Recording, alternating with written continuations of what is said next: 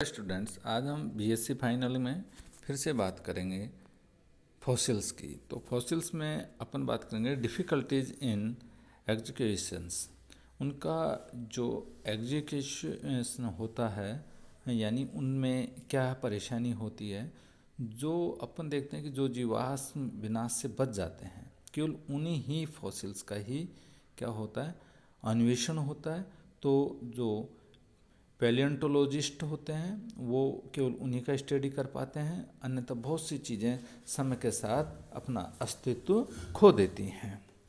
तो इसमें जो पैलियोंटोलॉजिस्ट होते हैं वो उनके सामने जो जीवाश्मों का जो अन्वेषण होता है उसमें बहुत सारी जो कठिनाई होती हैं। उनमें से जैसे अपन देखते हैं कि जो बहुत ज़्यादा डेप्थ में फॉसिल्स होते हैं, उनमें जो बहुत ज़्यादा ओल्डेस्ट जो रॉक्स होती हैं उसमें पाए जाते हैं।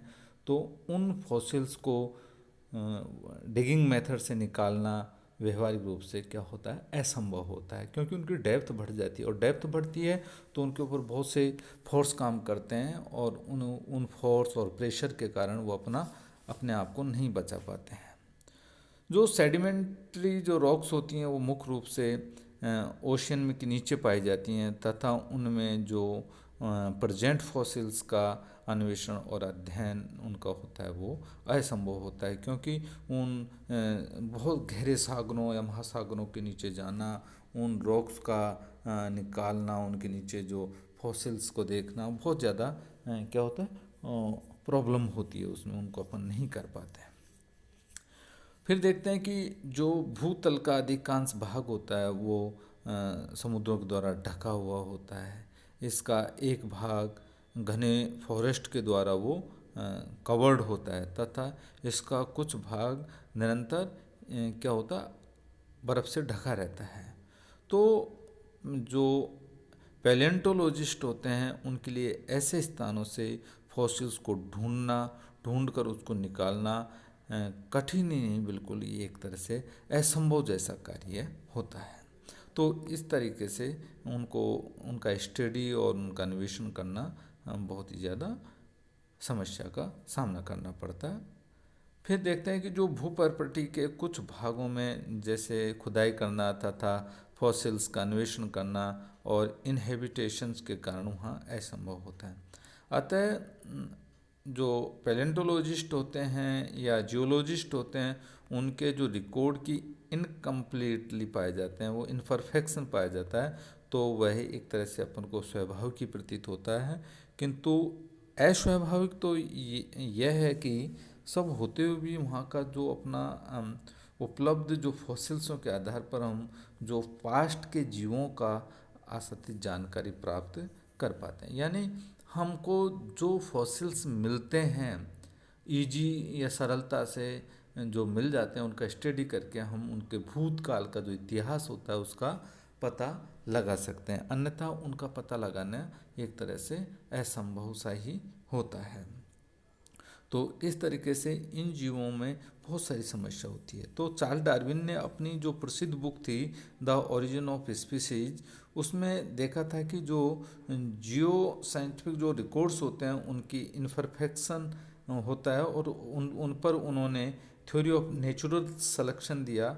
उसमें बताया कि जो फॉसिल्स के द्वारा प्रस्तुत जीव विकास के समर्थन का बहुत कम उपयोग किया है। ऐसा प्रतीत होता है कि उनका यह जो थ्योरी था वो अपूर्णता यानी इनपरफेक्शन इवोल्यूशन समर्थन पर विरोध करती है। यही नहीं, वहाँ पर तत्कालीन सर्वश्रेष्ठ जो अपना पैलेंटोलॉजिस्ट था कुवियर, उसने भी फॉसिल्स में अपनी जानकारी के बावजूद भी जैसे अपना जो इवोल्यूशन का सिद्धांत था उसको विरोध किया था। आर्कियोपेट्रिक्स ऐसा ही जो फॉसिल्स है जिसकी खोज के पूर्व में पक्षियों का सरीसृप से उत्पन्न होना विवादास्पद ही नहीं हास्यास्पद भी समझा जाता था, और लोग उस पर हंसते थे कि क्या एविस से जो अपने सरीसृप या रेप्टाइल्स हैं वो आए हैं। यही कारण है कि प्रमुख प्राणी जो ग्रुप्स होता है उसके मध्य इस प्रकार के जीवों की एक लिंकेज उनकी जो यूनिट है वो योजक कड़ी है उसके स्थान पर इसको मिसिंग कड़ी या मिसिंग लिंक कहा जाने लगा। किंतु यह सही है कि स्वयं का फॉसिलाइजेशन की जो मेथड है वो ऐसा ही है कि नए फॉसिल्स की खोज के बावजूद वो वैज्ञानिक आलेख हमेशा के लिए इनपरफेक्शन ही रहेगा। तो इस प्रकार से हम इस प्रकार के जो एनिमल्स हैं उनका अपन स्टडी करते हैं।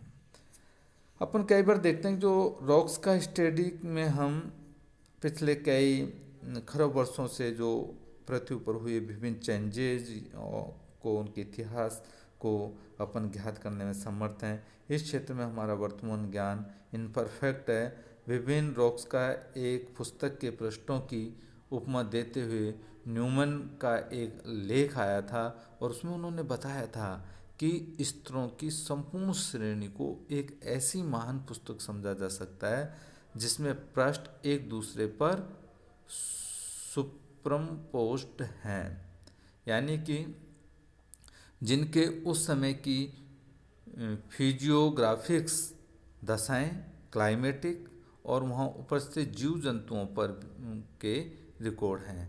जब प्रत्येक प्रश्न में लिखा गया था कि भूवैज्ञानिक का एक पैलियोलॉजिस्ट के विशेषज्ञ उनकी शुद्धता से पृथ्वी के इतिहास के इन प्रश्नों को पढ़ने में तथा इनकी व्याख्या करने में समर्थ हैं।